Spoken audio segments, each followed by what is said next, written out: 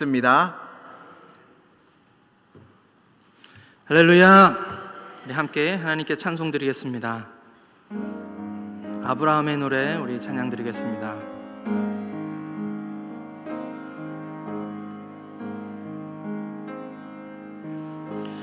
약속 이루시는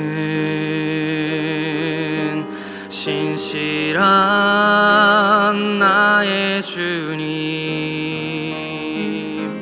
조금 더딜지라도 그 말씀 신뢰합니다. 새 이름 주시고 새 이름 주시고 수치를 거두시니 내 믿음 연약할 때 먼저 찾아주시네. 이겨놓은 싸움 승리하게 하시는 여호와 이레 놀라운 주님, 밤하늘 별과 같은 축복의 약속 반드시 내게 이루시리라. 의심의 안개 일어나고 의심의 안개 일어나고 나 부족하지만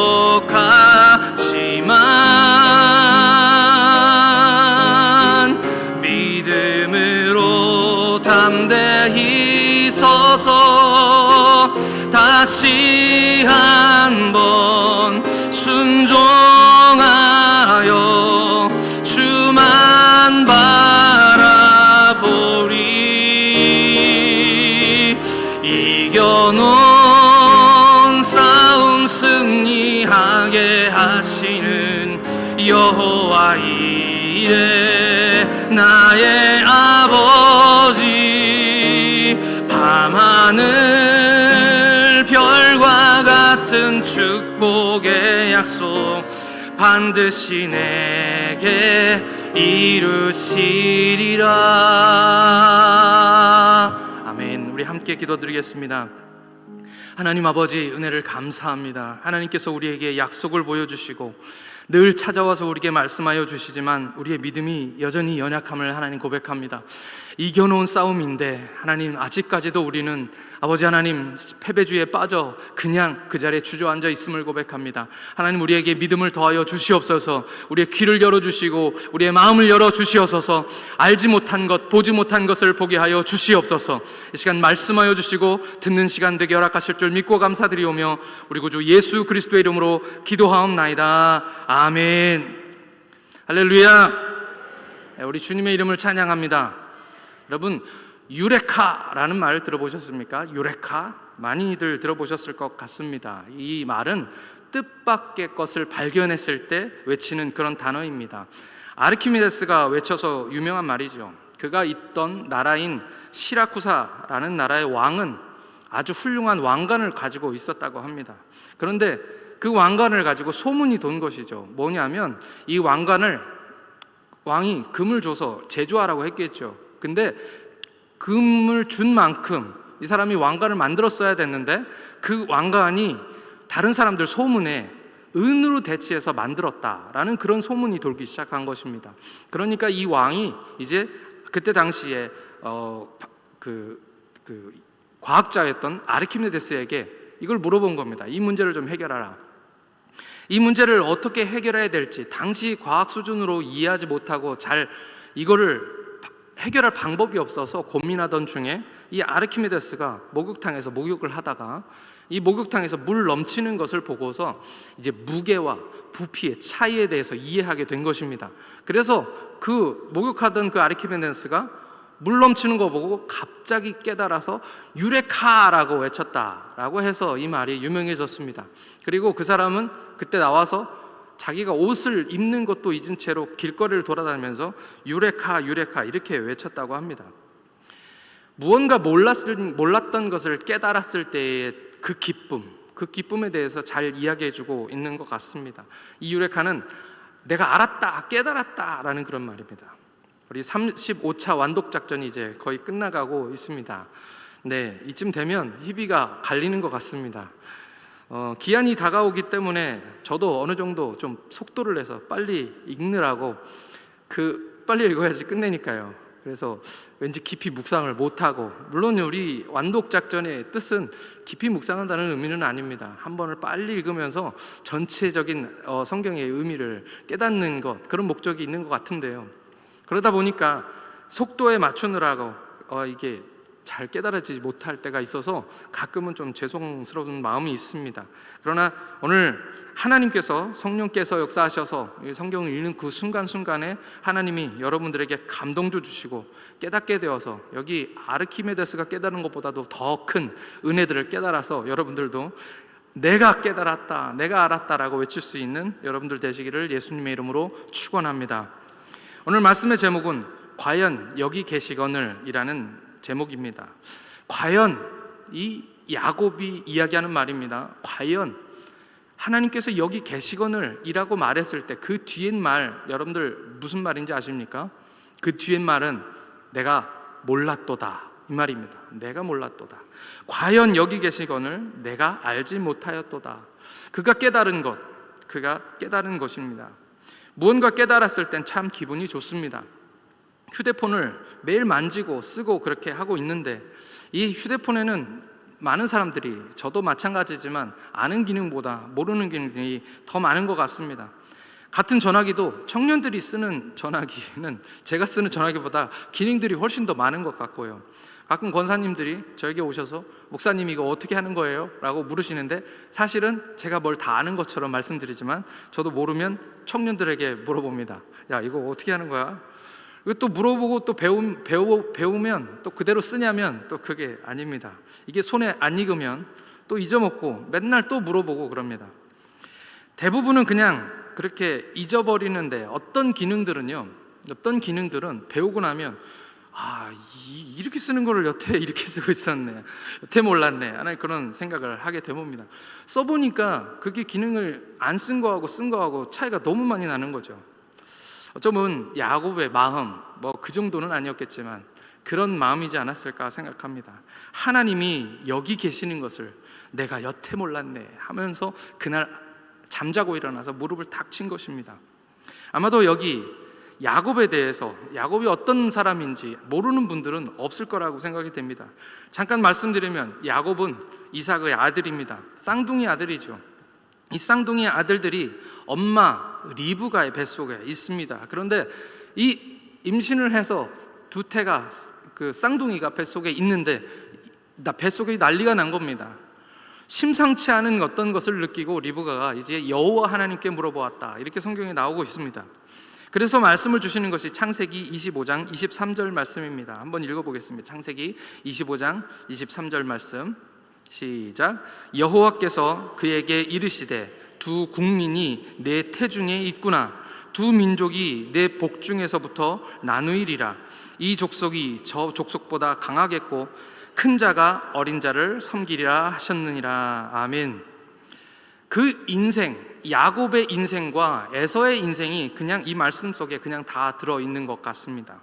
태어날 때 형 에서가 먼저 나왔습니다. 그런데 보니까 둘째가 발꿈치를 잡고 나온 것입니다. 그래서 이름을 발꿈치를 잡은 자라는 뜻으로 야곱이라고 지었습니다. 이 발꿈치를 잡다라는 말은 다른 사람을 뒤에서 잡다라는 뜻이기 때문에 속이는 자라는 뜻도 됩니다. 야곱의 인생이 그렇습니다. 형에 비해서 약점을 많이 가졌기 때문에 어쩌면 살아남기 위해서 발꿈치를 잡아야 하고, 살아남기 위해서 거짓말을 해야 하는 그런 어쩔 수 없는 운명이다 라고 얘기할 수밖에 없는 그런 사람인 것이죠. 어떻게 보면 지금 이 시대를 살아가는 많은 사람들이 그런 처지에 놓여 있는 것 같습니다. 이 형의 입장에서도 사실 생각해보면 맨날 쌍둥이 동생이 태어났는데 발꿈치를 잡는 거죠. 그냥 태어날 때부터 잡았던 게 아니라 그 삶 속에서도 굉장히 많은 시간, 많은 날 발꿈치를 잡았었습니다. 형은 동생이 있으면 좋지만 저도 형밖에 없어가지고 잘 모르지만 자라나면서 형은 항상 동생을 귀찮아하는 것 같습니다. 데리고 놀 때는 재밌는데 어디 놀러 갈 때 자꾸 따라오겠다고 하고 이러니까 귀찮은 게 좀 사실인 것 같습니다. 제 생각에도 아들 3명 키워보니까 4명 아니고 3명입니다. 3명 키워보니까 분명히 아이들끼리 좀 서로 귀찮게 생각하는 것 같습니다. 근데 이 귀찮은 동생이 심지어 발목을 잡는 거예요. 속이고 거짓말합니다. 터프가이인 에서는 굉장히 둔탁한 사람인데 비해서 야곱은 굉장히 똑똑하고 자기가 봐도 그런 사람인 거죠. 제가 생각해도 얼마나 성가시고 짜증이 났을까라는 그런 생각을 해보게 됩니다. 야곱은 우리가 잘 아는 팥죽 사건으로 형의 장자의 명분을 빼앗습니다. 그리고 결국 우리가 잘 아는 것처럼 마침내 그 아버지 이삭이 그 인생에서 그 마지막 시간에 큰 형인 에서에게 주고 싶었던 그 장자의 축복까지도 야곱이 결국 가져가게 됩니다. 그것이 바로 속임, 거짓을 통해서 그렇게 되었던 것이죠. 그렇게 평생을 집착하며 가지고 싶었던 그 장자의 명분과 축복들 이제 다 받았습니다. 그러고 나면 잘 살 것 같고 그것을 가지고 나면 그렇게 평생 소원하던 것을 손에 쥐고 나면 행복해질 줄 알았는데 어떻게 되었습니까? 그 일로 이제 야곱의 인생은 그의 인생 가운데서 가장 힘든 나락으로 떨어지게 됩니다. 도망자의 삶이죠. 익숙한 사냥꾼, 무서운 그 형에게서 그 형 에서가 자기를 죽일까봐 이제 무서워서 도망하는 신세가 되었습니다. 아무것도 가진 것이 없이 그냥 도망치는 신세가 되어버린 것이죠. 생각해보면 차라리 둘째로, 차자로 그냥 남아 있었더라면 안정적으로 아버지가 물려준 것 가지고 아주 부자로 살지는 못할지라도 지금처럼 이렇게 곤경에 처하지는 않았을 거라는 그런 생각을 해볼 수가 있을 것 같습니다. 1등이 꼭 아니어도 2등도 사실 괜찮잖아요. 아들 둘 있는데 둘 중에 차자도 아버지가 가진 소유에 비하면 꽤 괜찮은 삶이었을 거라고 생각이 됩니다. 엄마 리브가의 오빠인 라반을 찾아 지금 길을 떠난 것입니다. 이 밧단 아람입니다. 가는 곳은 밧단 아람. 이 밧단 아람이라는 말의 뜻은 아람 사람들의 땅인데 이 밧단이라는 뜻은 굉장히 넓다라는 뜻입니다. 제가 찾아보니까 이 밧단 아람이 되게 좋은 곳이더라고요. 지금 현재 인터넷으로 그 구글 지도로 제가 찾아보니까 다른 지역들은 다 노란색인데 그 지역만 꼭 네모칸을 쳐놓은 것처럼 파란색으로 그렇게 되어 있었습니다. 이 밧단 아람이라는 곳 수메르의 핵심적인 그런 장소, 그러니까 처음에 아브라함이 살던 그 갈대아 우르도 역시 굉장히 비옥한 곳입니다. 4대 문명의 발상지니까요. 그런데 이 밧단 아람에서 하란이라고 하는 이 땅, 이 밧단 아람으로 갔을 때 이곳조차도 굉장히 토지가 좋은 땅입니다. 미래 주산지. 전 세계에 우리 총균세라는 책이 있는데 그 책을 보면 그 책에 전 세계의 곡물들의 이동이 그 책에 나와 있습니다. 근데 밀 있잖아요.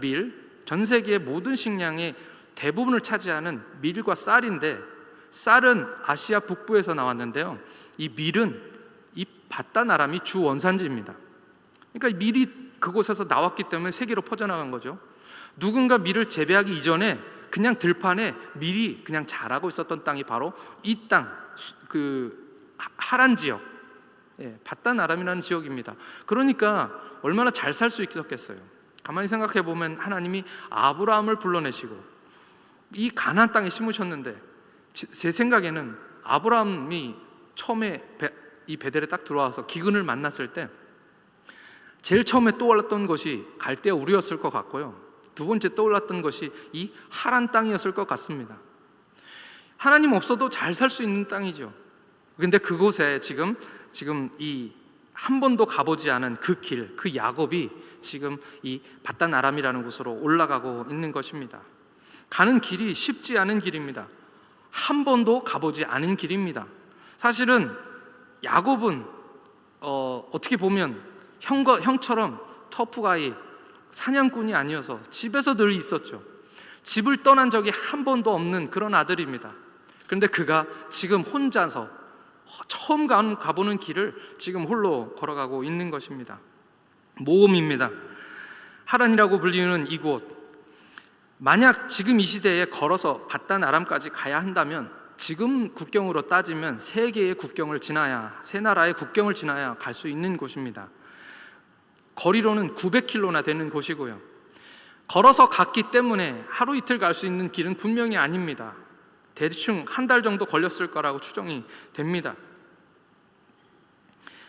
이해를 돕기 위해서 한마디만 더 덧붙이면, 이 하란은 도시 이름이고요, 바단 아람이라는 곳은 그 도시가 포함된 그 지역을 다 일컫는 말입니다. 그래서 그렇게 혼자 아브라함이 걸어왔던 그 길을 지금 거꾸로 올라가고 있는 것입니다. 한 달여를 걸어서 여행하면서 과연 이 야곱은 무슨 생각을 했었을까요? 한 달여를 혼자 걸어가면서 다양한 생각했겠죠. 관광을 했을 수도 있고요. 아마도 주된 생각은 뭐냐면, 앞으로 내 인생이 어떻게 펼쳐질 것인가, 앞으로 나에게 무슨 일이 일어날 것인가에 대한 두려움, 막막함, 이런 것들이 그의 마음속에 가득 있었겠죠.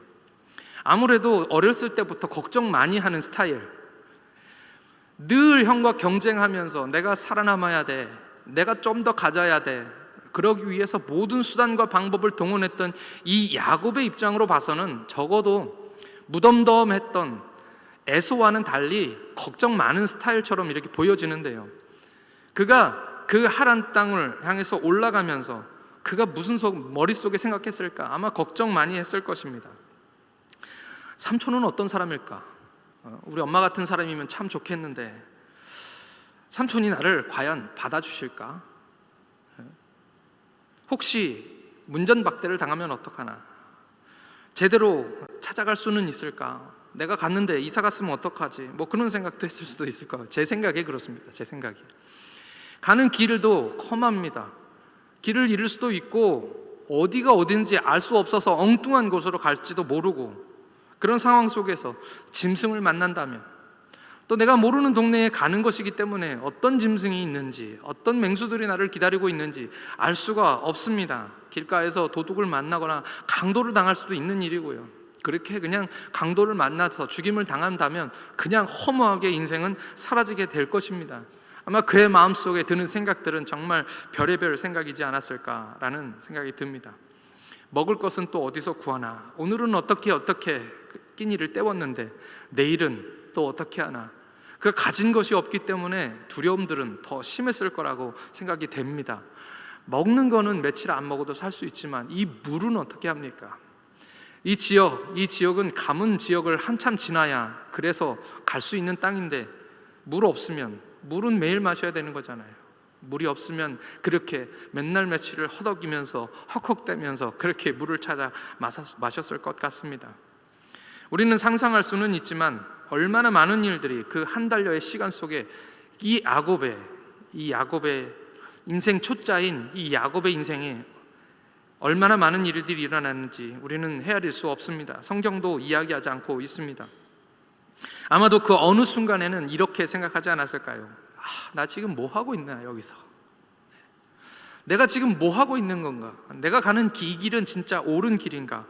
라는 생각을 하지 않았을까요? 후회가 그의 마음속에 찾아왔을 수 있을 것입니다. 엄마 생각났겠죠. 엄마 생각. 그의 일생의 동반자인 엄마, 늘 내 편이 되어주었던 그 엄마, 내가 언제든지 형과의 관계에서 힘들 때마다 그냥 찾아가서 그냥 징징대면 그냥 다듬어 주었던, 보듬어 주었던 그 엄마 생각이 참 많이 났을 것 같습니다. 멀리 떠나면 제일 먹고 싶은 게 또 엄마 음식이잖아요. 엄마 밥, 그렇죠? 미국에서 자란 우리 권순환 형제, 우리 청년부의 권순환 형제, 한 달 동안 미국에 가서 훈련 받고 오더니 한국 음식이 그렇게 먹고 싶다고, 한국 음식 먹고 싶다고. 집 떠나면 그냥 엄마 밥 먹고 싶고, 우리가 늘 먹던 한국 음식 먹고 싶은 게 우리 삶입니다. 돈 있어도 집 떠나면 고생인데, 지금 야곱은 가진 것이 아무것도 없습니다. 가진 것이라고는 기름병 하나, 아마도 그거 하나밖에 가지지 않은 것 같습니다. 아마 엄마가 이거라도 가지고 와라 하면서 급하게 챙겨준 물건이 아니었을까 생각이 되는데요. 후회가 밀려오면 아마 잠도 잘 수 없었을 것입니다.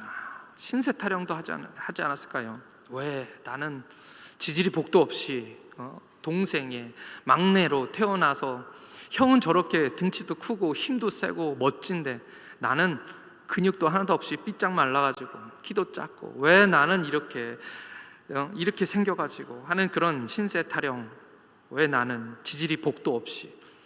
저는 이 신세 타령 생각하면 저희 외할머니가 자꾸 생각납니다. 시도 때도 없이 부르시던 그 노래.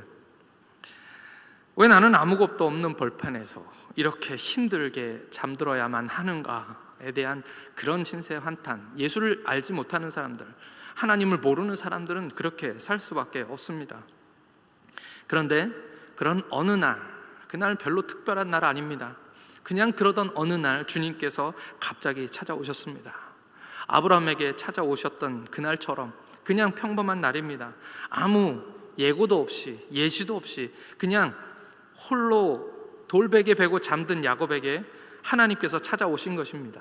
꿈에 사닥다리가 천국에 닿았고 천사가 자기 머리 위로 오르락 내리락 하는 것을 본 것입니다. 사실 우리말 성경에는 사닥다리라고 되어 있지만 계단이 더 맞는 것 같습니다. 계단. 사닥다리와 계단은 좀 느낌이 많이 다릅니다.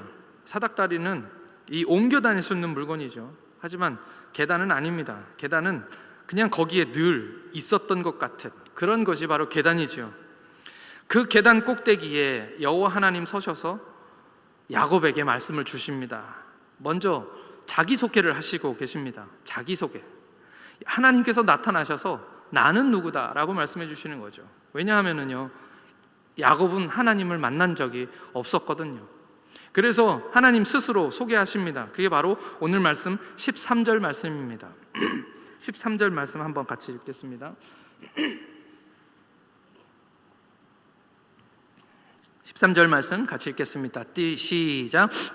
또 본즉 여호와께서 그 위에 서서 이르시되 나는 여호와니 너희 조부 아브라함의 하나님이요 이삭의 하나님이라. 내가 누워있는 땅을 내가 너와 내 자손에게 주리니. 아멘. 소개하시는데, 자기를 소개하시는데 뭐라고 소개하시냐면 너희 조상의 하나님이다, 네 조부 아브라함의 하나님이다, 네 아버지 이삭의 하나님이다 라고 소개하십니다. 그리고서 그 내용은 간단합니다. 약속을 주시는 것이죠. 약속을. 이 땅을, 아직 아마도 가나안 땅을 벗어나지 않은 것 같습니다. 이 땅을 내가 너와 내 자손에게 주겠다라는 땅에 대한 약속입니다.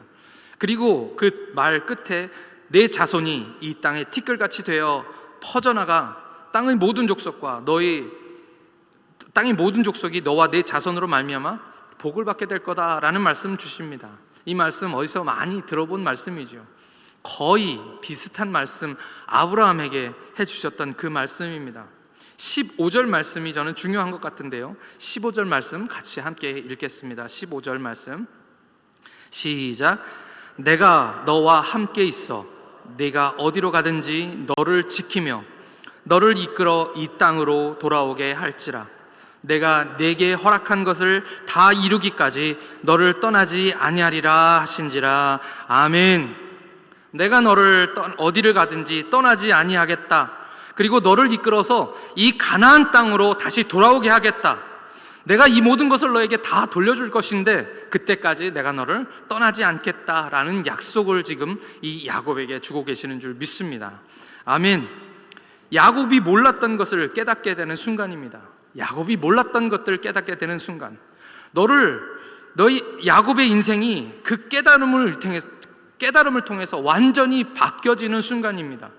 야곱의 인생의 전반부는 그냥 불평하고 원망하고 싸우고 거짓말하고 어떻게든 살아남기 위한 삶이었다면, 오늘 이 베델에 하나님을 만나는 이 순간을 통해서 그의 인생과 생각과 삶이 완전히 변화되는 삶인 줄 믿습니다. 그의 모든 것이 달라졌습니다. 왜 그렇습니까? 몰랐는데요. 그전에는 몰랐는데 이제는 깨닫게 되었던 것입니다. 그 전에 몰랐던 것을 알게 되는 기쁨을 그가 갖게 되었던 것이죠. 그의 인생의 고난은 아직 끝나지 않았습니다. 하나도 변한 것이 없습니다. 달라진 것이 아무것도 없습니다. 그런데 그의 삶 가운데서 그의 모든 것들이 변화되는 순간을 지금 이곳 베델에서 경험하게 되고 있는 것입니다. 그가 몰랐던 것이 무엇일까요? 그가 몰랐던 것, 그 몰랐던 것을 여러분들과 말씀을 나누겠습니다. 첫 번째는 하나님이 여기 계시는 것을 몰랐습니다. 하나님이 여기 계시는 것을 몰랐습니다. 야곱은 하나님을 잘 몰랐습니다. 제가 생각할 땐 그렇습니다. 어떤 분은 그렇게 얘기할 수 있겠죠. 야곱은 모태신앙인데요. 야곱은 모태신앙입니다. 어릴 때부터 아버지, 할아버지가 하나님께 예배드리는 그런 경건의 모습을 보고 자라는데 어떻게 하나님을 모를 수가 있습니까? 라고 얘기할 수 있겠지만, 오늘 말씀을 보니까 하나님을 모르니까 하나님께서 나타나셔서 자기소개를 하고 계시는 거죠. 모르는 사람 만났을 때 자기소개하는 것입니다. 나를 몰라볼까 봐 하나님이 나타나셔서 아브라함의 하나님, 이삭의 하나님이다 나는, 라고 지금 설명하고 계셔야 하는 하나님을 모르는 사람인 것입니다. 나는 네 애비의 하나님이다. 나는 네 애비의 하나님이다.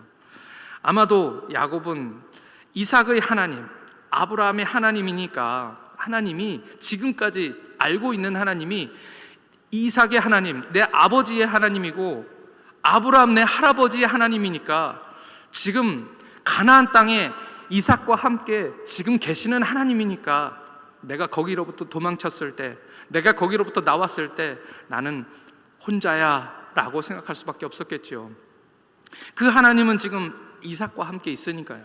그래서 그 들판에서 홀로 앉아서 신세한탄하면서 나는 아무도 없어, 나에겐 아무도 없어 라고 이야기했던 것 같습니다.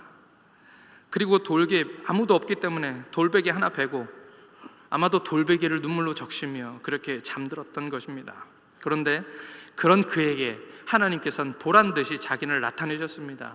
보란듯이 찾아오셨던 하나님이십니다.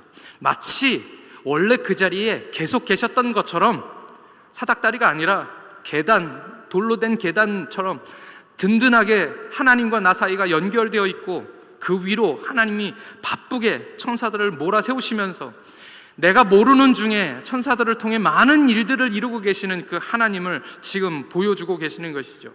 그렇게 야곱에게 나타나셨습니다. 그가 말합니다. 여호와께서 과연 여기 계시거늘 내가 알지 못하였도다. 이것은 영혼의 깊은 고백인 줄 믿습니다. 내가 지금까지는 하나님이 여기 계시는 줄 몰랐는데 이제 꿈을 꾸고 나니 하나님이 여기 계시는 것을 알게 되었다라는 말씀입니다. 할렐루야.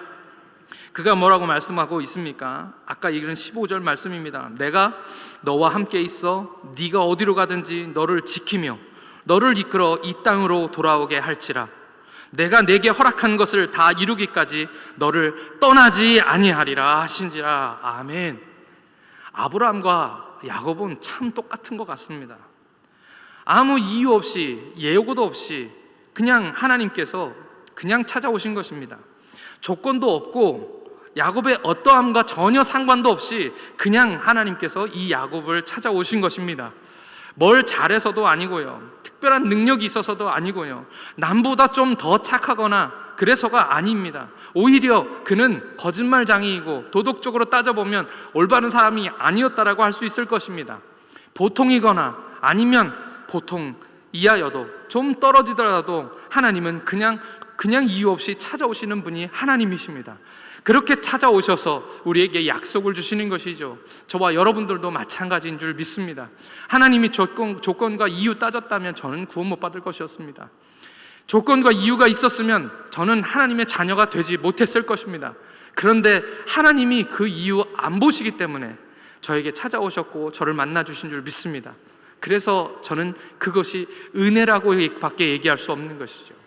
은혜라고 밖에 설명할 수가 없는 것입니다.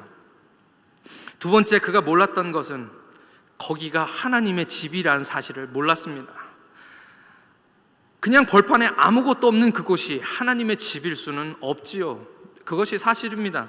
그런데 야곱이 말합니다. 17절 말씀입니다. 17절 말씀 같이 읽겠습니다. 17절 시작. 이에 두려워하여 이르되 두렵도다 이곳이여 이것은 다름 아닌 하나님의 집이요 이는 하늘의 문이로다 하고, 그가 두렵다고 얘기하고 있습니다. 전에 몰랐던 것을 알게 되니 이제는 사방이 뚫려 있고 사방이 그냥 위협 가운데 자기가 덩그러니 놓여 있기 때문에 두려운 것이 아니라 이제는 하나님이 두려워진 것입니다. 자기 머리 위에 계단을 세우시고 그 위에 서 계신 하나님, 그 하나님이 나를 지켜보고 계시고 천사를 통해서 일하고 계신다는 사실을 알게 되니 그 사실로 인해서 두려움을 느끼게 되었고 그곳에서 떨며 이렇게 고백하고 있는 것이죠. 할렐루야. 여기가 하나님의 집이신 줄 여러분 믿으십니까? 여기는 하나님의 집입니다. 당연히 여기는 교회이고 하나님의 집이지요. 하나님의 집이 왜 하나님의 집입니까? 하나님의 집이 하나님의 집인 이유가 무엇입니까? 주인이 하나님이니까요. 하나님이 사시니까요. 하나님이 거기 계시니까 하나님의 집인 줄 믿습니다. 하나님이 계시면 하나님의 집입니다. 오늘 우리 마음속에도 하나님이 계시면 하나님의 집입니다.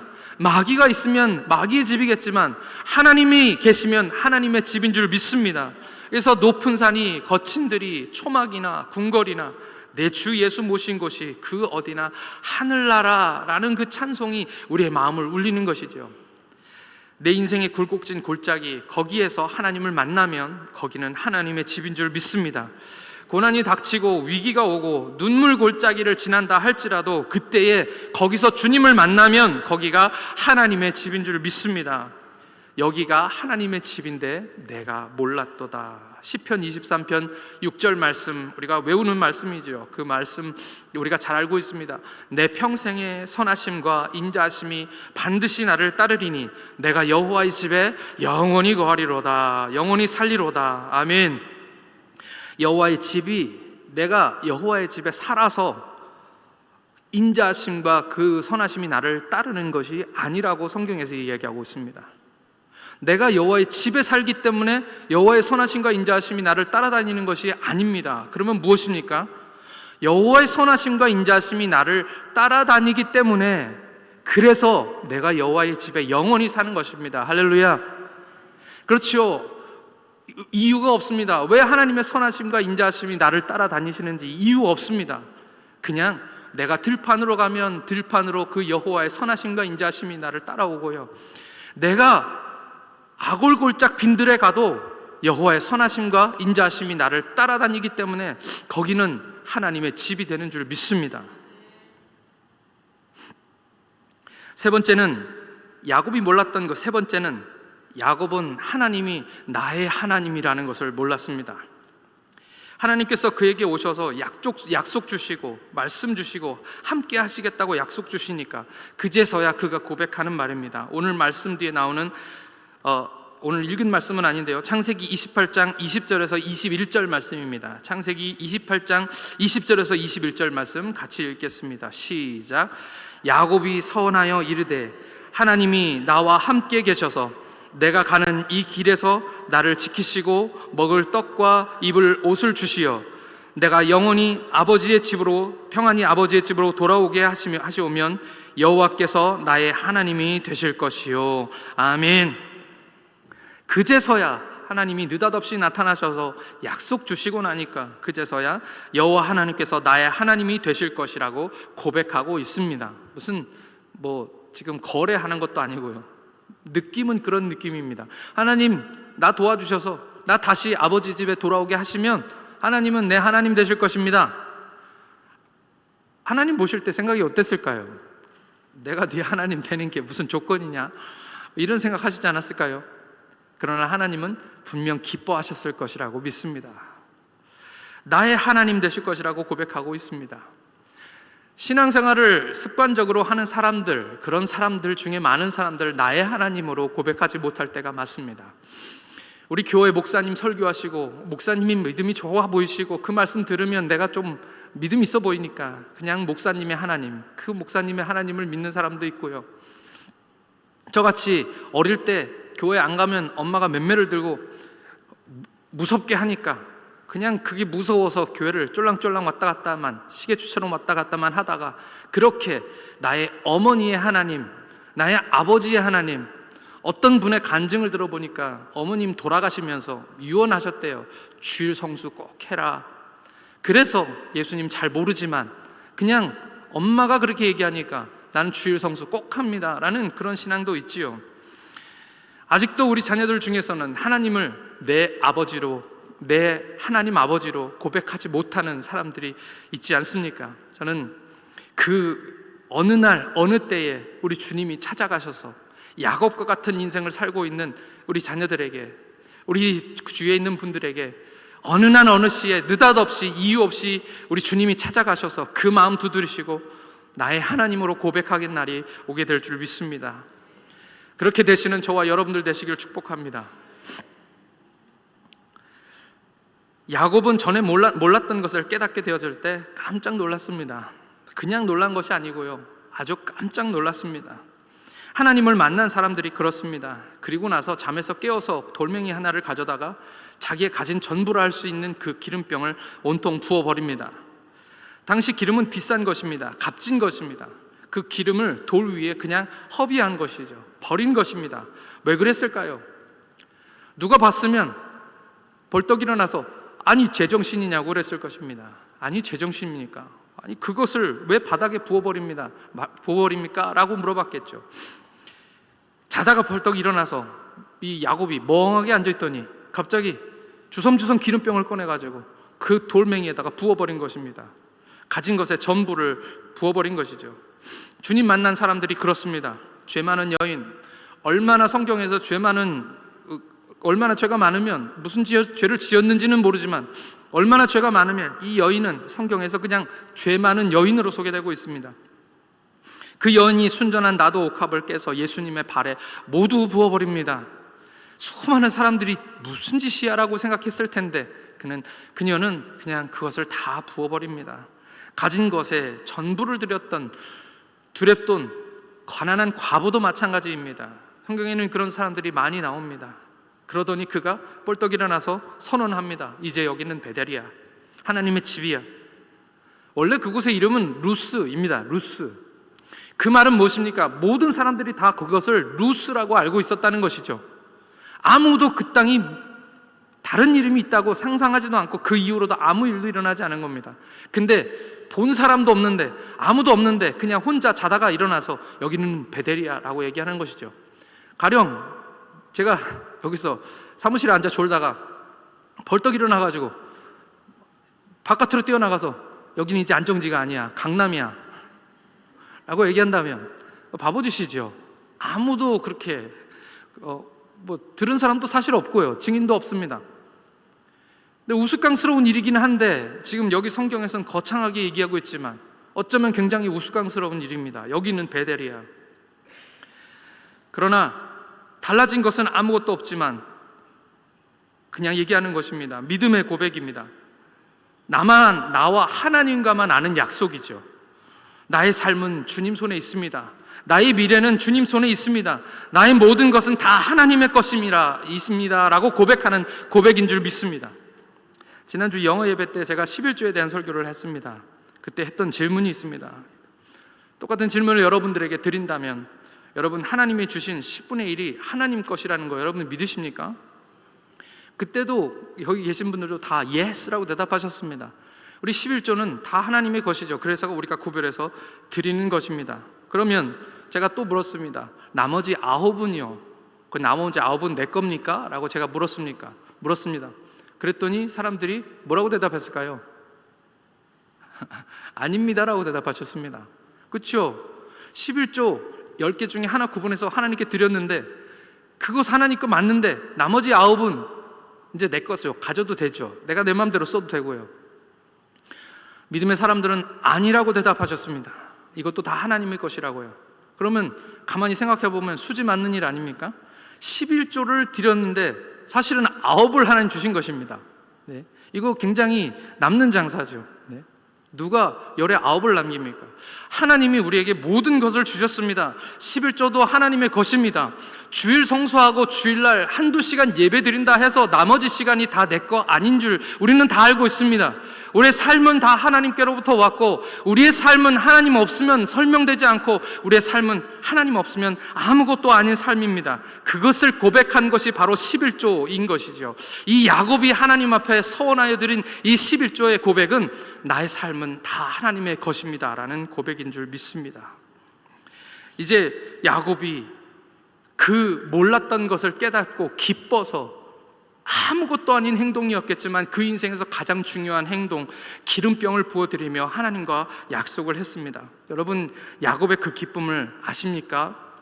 아무것도 없지만 모든 것을 가진 것 같은 그 기쁨, 하나님 아버지가 지금 여기에 계시는 것을 안 것 같은 그 기쁨, 지옥 같은 삶이 천국의 삶으로 뒤바뀌는 기쁨, 슬픔의 눈물이 기쁨의 찬송이 되고, 하나님의 약속이 내 안에서 꿈이 되고 미래가 되는 그 기쁨, 이미 이겨놓은 싸움, 그 싸움을 예수 그리스도의 십자가로 승리하게 하시는 그 놀라운 하나님의 승리를 선포하시는 기쁨, 여호와 이레의 놀라운 주님, 하늘의 별과 같은 축복의 약속, 반드시 우리에게 이루어질 줄 믿습니다.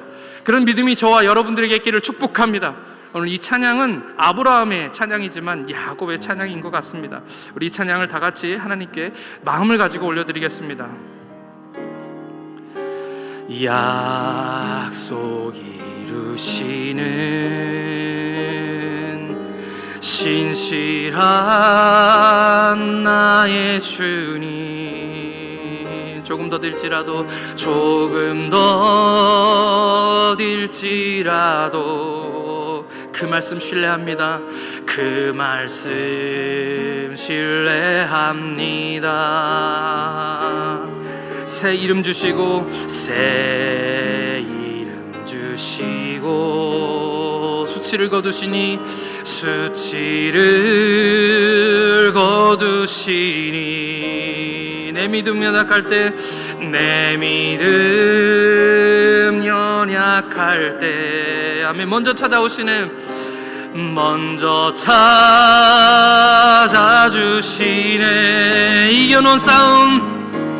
이겨놓은 싸움 승리하게 하시는 여호와 이레 놀라운 주님, 밤하늘 별과 같은 축복의 약속 반드시 내게 이루시리라. 우리 한 번 더 하겠습니다. 약속 이루시는, 우리 가사를 생각하면서 약속 이루시는 신실한 나의 주님, 조금 더딜지라도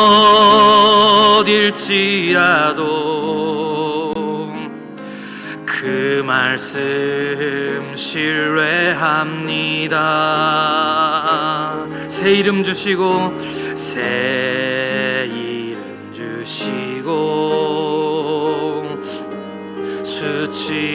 수치를 거두시네.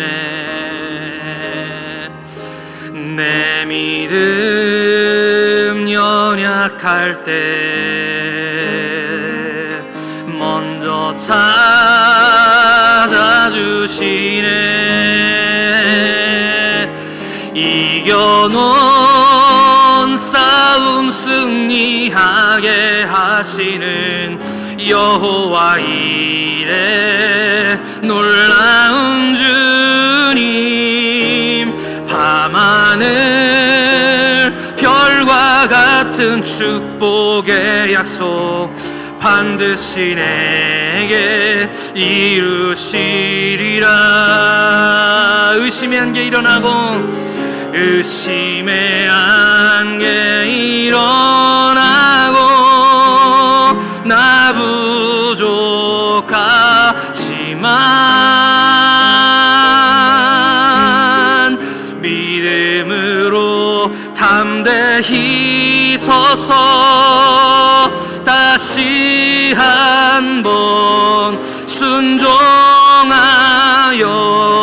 주만 바라보리. 이겨놓은 싸움 승리하게 하시는 여호와 이레 너의 아버지. 밤하늘 별과 같은 축복의 약속 아멘 반드시 내게 이루시리라. 아멘. 찬양에 가서 여러분들 믿으십니까? 우리 하나님 반드시 이루실 것을 믿습니다.